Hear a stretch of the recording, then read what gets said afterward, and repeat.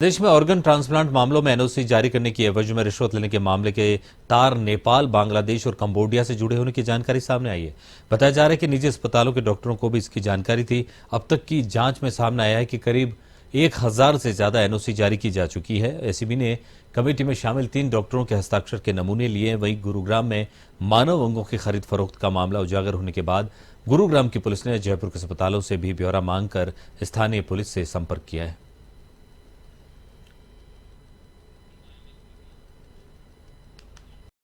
वहीं आगामी लोकसभा चुनाव में मतदान का प्रतिशत बढ़ाने के लिए राजसमंद जिला प्रशासन लगातार नवाचार कर रहा है। इसी कड़ी में आज रिटर्निंग ऑफिसर डॉक्टर भंवरलाल के नेतृत्व में स्वीप टीम ने मोटिवेशनल वीडियो जारी कर लोगों को मतदान के लिए प्रेरित किया है। जिला प्रशासन का लक्ष्य हर घर और हर व्यक्ति तक पहुंचना है। कलेक्ट्रेट में RO doctor Bhanwarlal, ARO Naresh बुनकर, स्वीप प्रभारी हनुमान सिंह, स्वीप आइकोन ने वीडियो सीडी का विमोचन किया।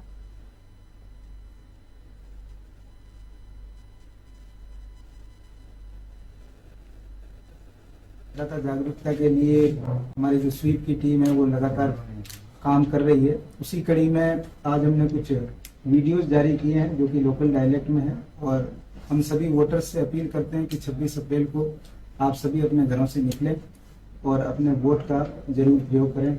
26 अप्रैल ने सभी लोगों ने अपील है कि आप घरों निकल अपने वोट को जरूर इस्तेमाल करें। जो लोगों के जो प्रयास हैं वो अलग अलग हमारे जितने भी ग्रुप्स हैं, चाहे वो यूथ मतदाता हो, वुमेन वोटर्स हो, दिव्यांग हो, बुजुर्ग मतदाता हो, हर जो वर्ग है उनको हम लोग कनेक्ट करने की कोशिश कर रहे हैं और इसी कड़ी में हमने आज ये वीडियोस भी जारी किए। लोकतंत्र का महापर्व लोकसभा चुनाव को लेकर राजनीतिक पार्टियों की ओर से दमखम लगाया जा रहा है, तो वहीं बीकानेर के गीतकार और गायक मुल्तान चंद इन दिनों लोगों के बीच लोकप्रिय हो रखे हैं। इसका कारण है मुल्तान चंद के राजस्थानी भाषा में लिखे और राजस्थानी में गाया हुआ खूबसूरत गीत फेर आसी मोदी फेर आसी इन दिनों चर्चा में है। मुल्तान चंद वैद्य ने बताया कि उन्होंने यह उम्मीद नहीं की थी कि यह गाना इतना पॉपुलर हो जाएगा। अनूठी गीतकार और गायक मुल्तान चंद से खास बातचीत की हमारे संवाददाता के सिंह ने। क्या मोदी थारे सामने बड़ा बड़ा दिग्गज है, क्या मोदी थारे। राजस्थानी और मारवाड़ी भाषा की बात ही कुछ और है और इसमें लिखे गए गीतों को यदि सुना जाए तो इतनी मीठी जुबान और इतने मीठे शब्द कहीं नहीं मिलेंगे। ऐसा ही कुछ नजारा देखने को मिल रहा है इन दिनों मरुनगरी बीकानेर में। मुल्तान चंद बैग जो कि व्यवसायी हैं, बचपन से गाने का शौक है। इन दिनों राजस्थान में ही नहीं देश में ये गाना इन्हीं के द्वारा लिखा हुआ बहुत पॉपुलर हो रहा है। देखिए, सुनते हैं, इन्हीं गाने को सुनने की कोशिश करते हैं क्या गा रहे हैं ये।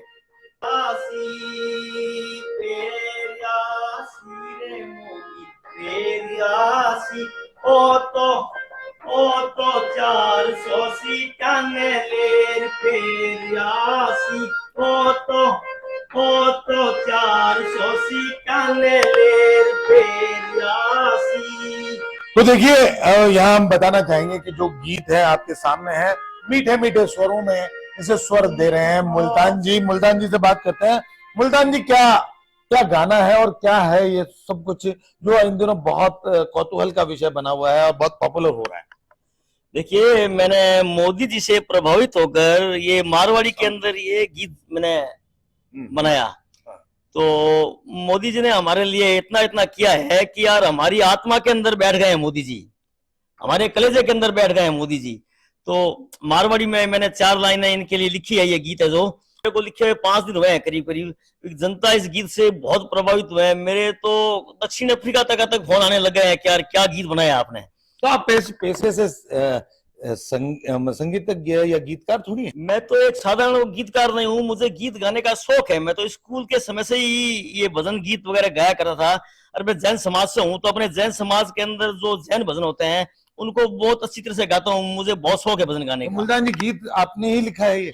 ये गीत स्वयं मैंने लिखा है। इस गीत में क्या क्या कुछ?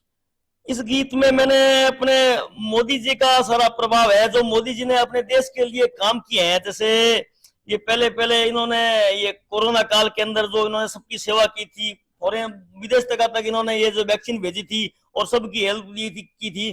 तो इससे मैंने प्रभावित होकर, और इन्होंने ये जितने इतने बड़े बड़े काम किए हैं, इतनी रोडें बनाई है, सड़कें बनाई है, जैसे भारतमाला बनाई है, हॉस्पिटल के अंदर जैसे हमारे करोड़ों रुपए दिए हुए हैं इन्होंने, तो इनसे प्रभावित होकर ये मैंने ये गीत लिखा है। मरुनगरी बीकानेर के एक सिंगर नहीं, व्यवसायी हैं, लेकिन एक अपने गीतों से और मीठी आवाज से और शानदार लिखावट से इन्होंने पूरे देश में अपनी बहुत बड़ी जगह बनाई है।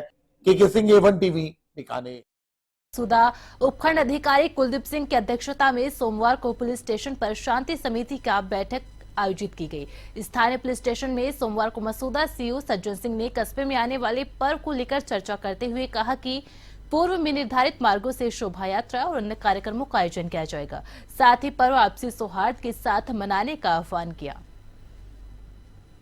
चैत्र नवरात्र महोत्सव का शुभारंभ होने के साथ ही माता के मंदिरों और घर घर में घट स्थापना हो गई है। साथ ही माता मंदिरों में 9 दिन तक विशेष पूजा अर्चना की जा रही है। इधर टोंक मुख्यालय समेत जिले भर के मंदिरों में माता रानी के शैलपुत्री का विशेष श्रृंगार किया गया, तो वहीं मंदिरों में रंग बिरंगी रोशनी से सजाया गया।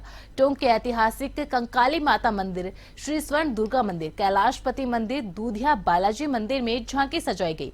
ज्योतिषाचार्य महर्षि बाबूलाल शास्त्री ने बताया कि बसंती नवरात्र में इस साल माता रानी अश्व पर सवार होकर आई है। शास्त्रानुसार मां का अश्व पर सवार होकर आना सकारात्मक प्रभाव है।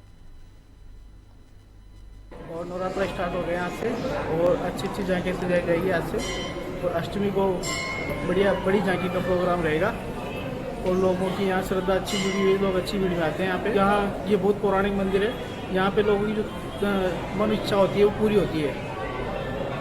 से ये यहाँ पे से जो श्रद्धालु आते हैं उनकी हर इच्छा पूरी होती है। नवरात्र चालू हो गए, कंकाली माता के दरबार में खड़े हैं। इसकी बहुत ही पुराना मंदिर है, बहुत व्याख्या है, और नवाब के टाइम से ये मंदिर है, और आसपास के लोगों में बहुत आस्था है। नवरात्र में बड़ी दूर दूर से लोग आते हैं, भजन कीर्तन करते हैं, और 9 दिन तक। जयपुर से महज 50 किलोमीटर की दूरी पर स्थित जोबनेर कस्बे की पहाड़ी पर स्थित ज्वाला माता के मंदिर में चैत्र नवरात्रि के पहले ही दिन दर्शन करने वाले श्रद्धालुओं का सैलाब उमड़ रहा है। सवेरे से ही माता के भक्तों ने माता के दरबार में हाजिरी दी और अपनी मनोकामना पूरी होने का आशीर्वाद लिया। 9 दिनों तक मेले में लाखों श्रद्धालु दर्शन करने के लिए आते हैं। मेले में श्रद्धालुओं की संख्या को देखते हुए मंदिर पुजारियों के साथ पुलिस प्रशासन ने व्यवस्था के लिए पुख्ता इंतजाम किए हैं।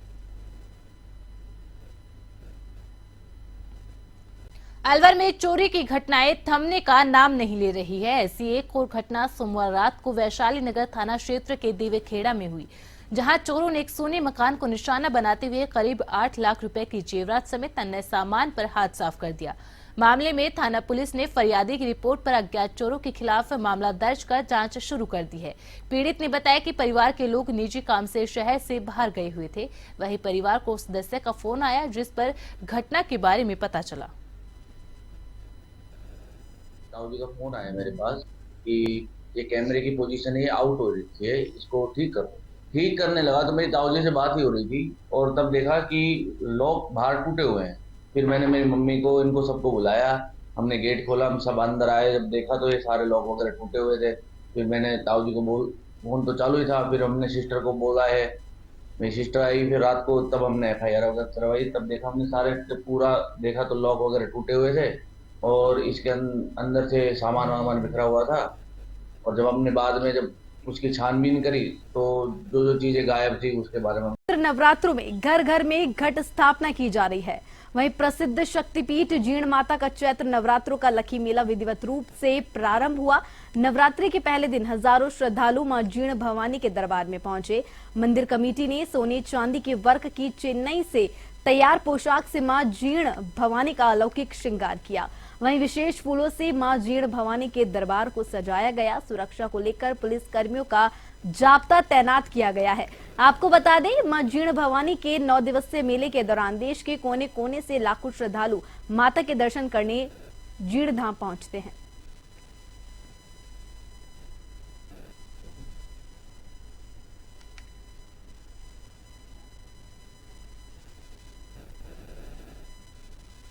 और वही हिंदू नववर्ष विक्रम संवत 2081 की मंगलवार से शुरुआत हुई है।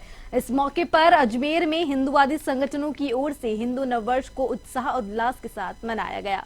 नव संवत्सर आयोजन समिति और विभिन्न हिंदूवादी संगठनों की ओर से शहर के चौराहों की खास सजावट की गई और भारत माता की पूजा अर्चना के बाद हर चौराहों से गुजरने वाले शहरवासियों का तिलक लगाकर और मिश्री नीम के पत्ते देकर अभिनंदन किया गया।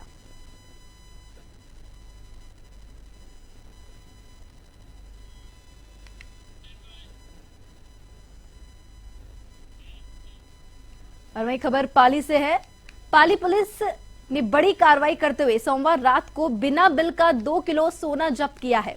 जब्त सोने की बाजार में कीमत करीब 1,42,00,000 रुपए बताई जा रही है। मामले में पुलिस ने 2 आरोपियों को भी गिरफ्तार किया है और उनके कब्जे से सोना और कार भी जब्त की है। जानकारी अनुसार मुखबिर की सूचना मिलने पर सदर थाना पुलिस और डीएसटी टीम ने पड़िहारी चौराहा के पास नाकाबंदी की।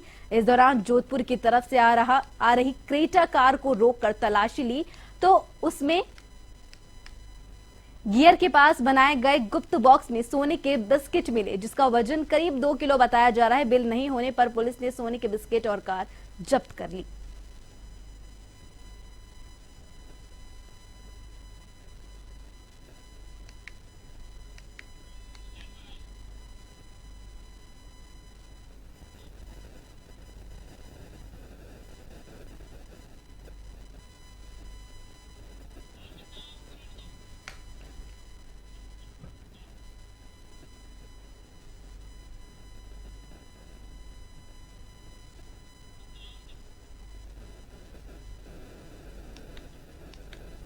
बांसवाड़ा डूंगरपुर लोकसभा और बागीदौरा विधानसभा उपचुनाव में निर्वाचन विभाग की ओर से प्रत्याशियों की अधिकृत सूची और सिंबल जारी कर दिया गया है। बांसवाड़ा जिला निर्वाचन अधिकारी इंद्रजीत सिंह यादव ने बताया कि बांसवाड़ा डूंगरपुर लोकसभा चुनाव में कुल 8 प्रत्याशी मैदान में उतारे गए हैं, जिन्हें चुनाव चिन्ह आवंटित किए गए हैं।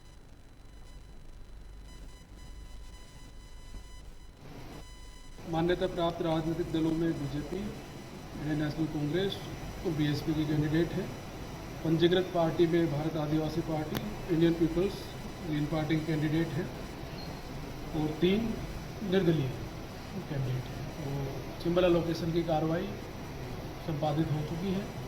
उसके उपरांत सामान्य पर्यवेक्षक महोदय ने भी जितने भी कैंडिडेट या उनके अभिकर्ता उपस्थित थे उनको भी जो चुनावी प्रक्रिया है, जिन नियम कानूनों की पालना करनी होती है, उन सबके। उदयपुरवाटी निकटवर्ती धार्मिक स्थल लोहगरल धाम में श्रद्धालुओं ने लोहगरल कुंड में शाही स्नान किया। इस दौरान पुलिस प्रशासन चौक चौबंद नजर आई। गोचरा थाना प्रभारी कमलेश ने बताया कि कानून व्यवस्था सुचारू रूप से रखने के लिए अतिरिक्त पुलिस के जवान लगाए गए हैं। वहीं आम रास्ते की ट्रैफिक व्यवस्था के लिए जगह जगह पुलिस के जवान तैनात किए गए हैं।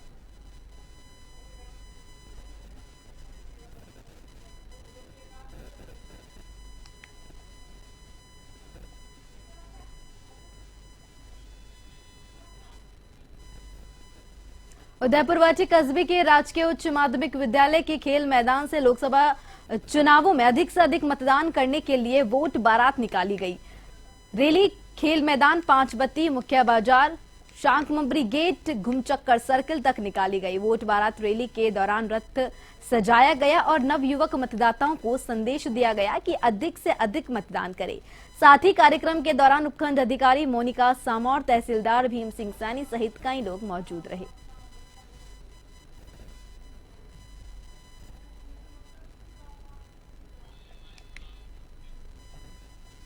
सावर उपखंड क्षेत्र के ग्राम विकास अधिकारी और बीएलओ की मतदान केंद्रों पर सभी प्रकार की मतदान दलों की व्यवस्थाओं को लेकर मंगलवार को सावर तहसील कार्यालय में तहसीलदार भोपाल सिंह मीणा की अध्यक्षता में बैठक का आयोजन किया गया। बैठक में तहसीलदार भोपाल सिंह मीणा ने मतदान केंद्रों पर पानी, बिजली और अन्य व्यवस्था करने के लिए संबंधित ग्राम विकास अधिकारियों को निर्देशित किया। बैठक में मौजूद बीएलओ को मतदान प्रतिशत बढ़ाने के लिए जिम्मेदारी भी दी गई। इस दौरान बीएलओ को अधिकारियों ने मतदाताओं को जागरूक करने के भी निर्देश दिए।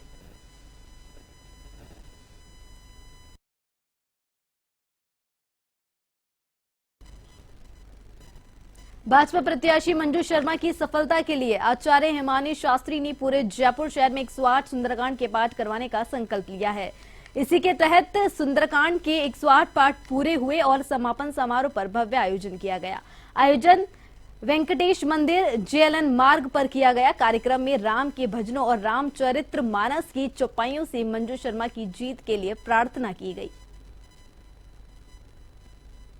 मंजू शर्मा जी जो जयपुर से सांसद पद के लिए चुनाव लड़ रहे हैं, हमें उनके भव्य सफलता के लिए, क्योंकि जीत तो निश्चित है, सफल रहेंगे ये भी निश्चित है, उनकी भव्य सफलता के लिए 108 सुंदरकांड के पाठ कराने का संकल्प लिया था।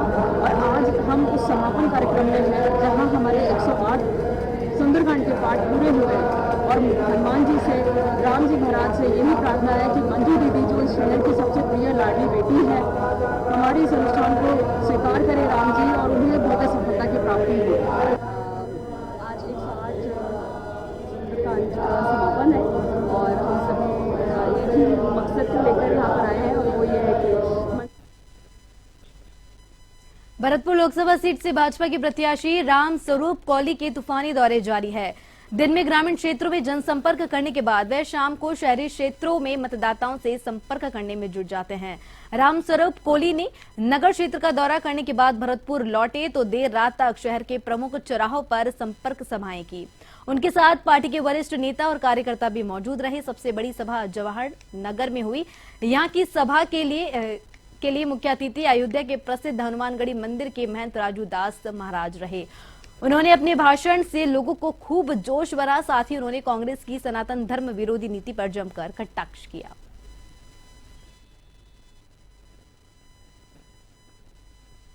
राजधानी जयपुर में विदेशी पर्यटक से लाखों रुपए की ठगी करने के मामले में जयपुर पुलिस कमिश्नरेट के ज्योति नगर थाने में तैनात हेड कांस्टेबल सत्येंद्र सिंह और विधायकपुरी थाने में तैनात कांस्टेबल राजकुमार सिंह को निलंबित किया गया है।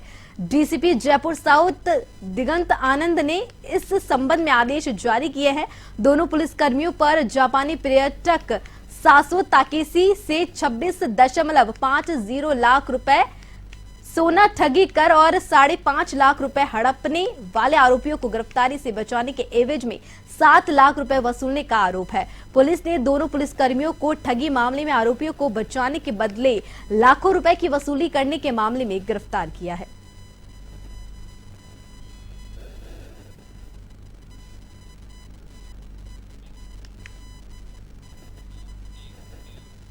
जयपुर के एसएमएस हॉस्पिटल के 5 रेजिडेंट डॉक्टर्स पर कार्रवाई के विरोध में अजमेर के जेएलएन अस्पताल के रेजिडेंट डॉक्टर्स ने प्रदर्शन किया है।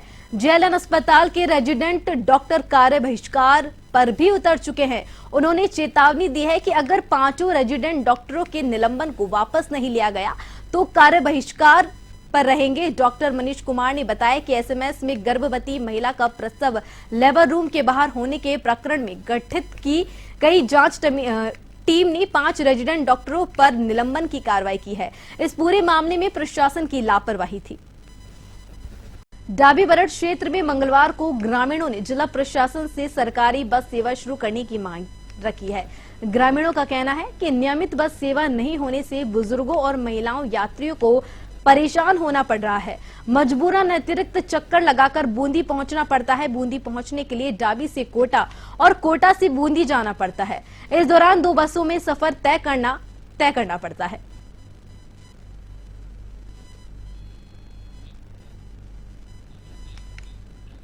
सावर उपखंड क्षेत्र के ग्राम विकास अधिकारी और बीएलओ की मतदान केंद्रों पर सभी प्रकार की मतदान दलों की व्यवस्थाओं को लेकर मंगलवार को सावर तहसील कार्यालय में तहसीलदार भोपाल सिंह मीणा की अध्यक्षता में बैठक का आयोजन किया गया। बैठक में तहसीलदार भोपाल सिंह मीणा ने मतदान केंद्रों पर पानी, बिजली और अन्य व्यवस्थाएं करने के लिए संबंधित ग्राम विकास अधिकारियों को निर्देशित किया। वहीं बैठक में मौजूद बीएलओ को मतदान प्रतिशत बढ़ाने के लिए जिम्मेदारियां भी सौंपी गई। इस दौरान बीएलओ को अधिकारियों ने मतदाताओं को जागरूक करने के भी निर्देश दिए। पंचायत समिति क्षेत्र के ग्राम काली पहाड़ी में घरेलू विद्युत कनेक्शन पोल तोड़ने को लेकर ग्रामीणों ने बिजली विभाग के एक्सीएन देवेंद्र कुमार शर्मा को ज्ञापन सौंपा। ज्ञापन में बताया कि ग्राम काली पहाड़ी में घरेलू विद्युत कनेक्शन के खंभे तोड़ दिए। एक्सीएन देवेंद्र कुमार शर्मा ने बताया कि ग्राम काली पहाड़ी का प्रकरण संज्ञान में आया है। कनेक्शन आ उनकी लैंड को काट और खम्बा तोड़ दिया साहब। रात की 9 अनलीगल पोल लगाया गया। अनलीगल पोल लगाया गया और रात की 9 बजे उसके कारण हमारे पास वीडियो है। लाइनमैन तो हमारी लाइनमैन तो नहीं था, रामकेश था और कमलेश ठेकेदार का वो। कौन सी जगह? काली पारी। कितने घरों की लाइट नहीं आ रही हो? अपनी 16 नरेंद्र मोदी के 11 अप्रैल को करौली दौरे को लेकर गृह राज्य मंत्री जवाहर सिंह बेडम ने तैयारियों का जायजा लिया। इसके लिए निजी होटल में भाजपा कार्यकर्ताओं की बैठक ली। साथ ही कार्यकर्ता और पदाधिकारियों को अधिक से अधिक संख्या में भीड़ जुटाने के निर्देश भी दिए। इस दौरान प्रदेश महामंत्री जितेंद्र गोठवाल, करौली विधायक दर्शन सिंह, सपोटरा विधायक हंसराज मीणा, जिला कलेक्टर नीलाभ सक्सेना, एसपी ब्रजेश ज्योति उपाध्याय सहित एसपीजी, पुलिस प्रशासन के अधिकारी, भाजपा नेता मौजूद रहे।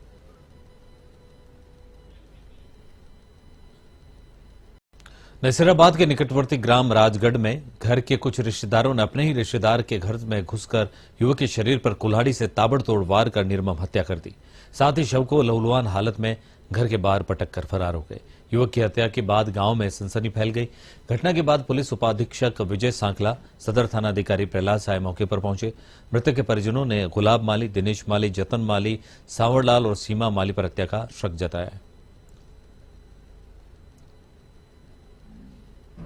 आज लगभग 11:30 बजे के आसपास सूचना मिली थी कि एक व्यक्ति अपने घर पर मृत पड़ा हुआ मिला है।